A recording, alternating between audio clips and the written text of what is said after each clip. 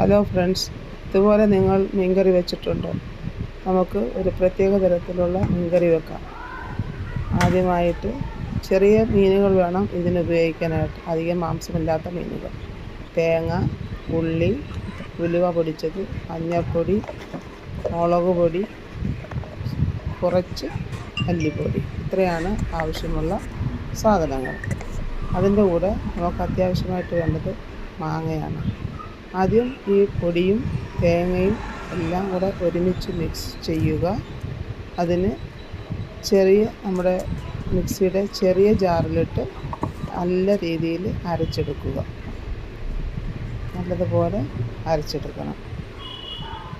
2 പ്രാവശ്യമായിട്ട്, തോനെ ഉണ്ടെങ്കിൽ 2 പ്രാവശ്യമായിട്ട് അരയ്ക്കുക. എങ്കിലത് നല്ലോണം അരയുകയുള്ളൂ.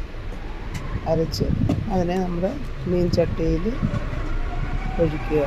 മീൻ ചട്ടിയിൽ തന്നെ ഇത് വെക്കണം, അല്ലാതെ നമ്മുടെ അലുമിനിയം പാത്രങ്ങളിൽ വെക്കരുത്. മീൻ കറികൾ അലുമിനിയം പാത്രത്തിൽ വെക്കരുത്. കാരണം അതിൻ്റെ അകത്ത് പുളി ചേരുന്നതാണ്. പുളി ചേരുമ്പോൾ അലുമിനിയം അത് അലിയും. നമുക്ക് അത് ഉപയോഗിക്കാൻ പാടില്ല.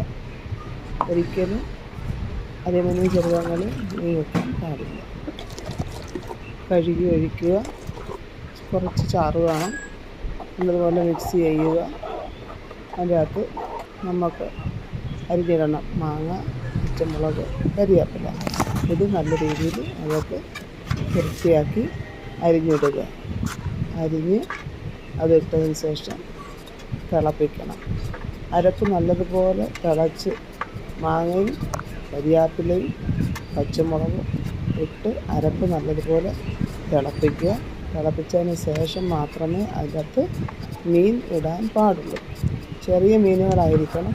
ഒത്തിരി മാംസമുള്ള മീനുകൾ ഇതിന് നല്ലതല്ല. കാരണം തോനെ മാംസം ഉണ്ടെങ്കിൽ അതിനകത്ത് എരിയും പുളിയും ഉപ്പുമൊന്നും നല്ലതുപോലെ പിടിക്കത്തില്ല. ചെറിയ മീനുകൾ എന്ന് പറയുമ്പോൾ ചാള അല്ലെങ്കിൽ മത്തി എന്ന് പറയുന്ന സാധനം, നെത്തോലി, പിന്നെ നമ്മുടെ ചെറിയ പരവ പോലുള്ള മീനുകൾ. ഇപ്പോൾ ഞാൻ എടുത്തിരിക്കുന്നത് നമ്മുടെ ആവോലി, ചെറിയ ആവോലി ഇല്ലേ, അതുപോലെ ഒരു ടൈപ്പാണ്. പക്ഷേ എൻ്റെ പേര് എനിക്കറിയത്തില്ല. വെളുത്തിരിക്കുകയാണ്.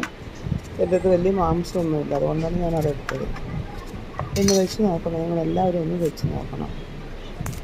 മാങ്ങയും പച്ചമുളക്, കരിവേപ്പില ഇതെല്ലാം കൂടെ നമ്മുടെ അരപ്പിലിടുക. അരപ്പിലിട്ട് നല്ലതുപോലെ തിളപ്പിക്കുക. ആവശ്യത്തിന് ഉപ്പും ഇട്ട് തിളപ്പിക്കുക. നല്ല തിളച്ച് വരുമ്പോൾ മീൻ പറക്കിയിടുക. മീൻ പറക്കിയിട്ട് നല്ലതുപോലെ തിളച്ച് ഒരു 10 മിനിറ്റ് സ്ലോ ഫയറിൽ വെച്ച് നല്ലതുപോലെ ഇതാണ് ഞാൻ എടുത്തിരിക്കുന്ന മീൻ. അതിന് വലിയ മാംസമില്ല. നല്ലതുപോലെ തൊലി കളഞ്ഞ് വൃത്തിയാക്കി എടുത്തിട്ടുണ്ട്. നല്ലതുപോലെ അത് അരപ്പിൽ തിളച്ചിട്ടുണ്ട്. അതിനകത്ത് നമ്മൾ മീനിട്ടു. ഇനി ഒരു 10 മിനിറ്റ് നല്ലതുപോലെ തിളച്ചതിന് ശേഷം സ്ലോ ഫയറിലാക്കി 10 മിനിറ്റ് അടച്ചു വെച്ച് വേവിക്കുക. അതിനുശേഷം അല്പം കടുക് വറുത്തൊഴിക്കുക. നമ്മളവിടെ കടുക് വറുത്തൊഴിക്കുക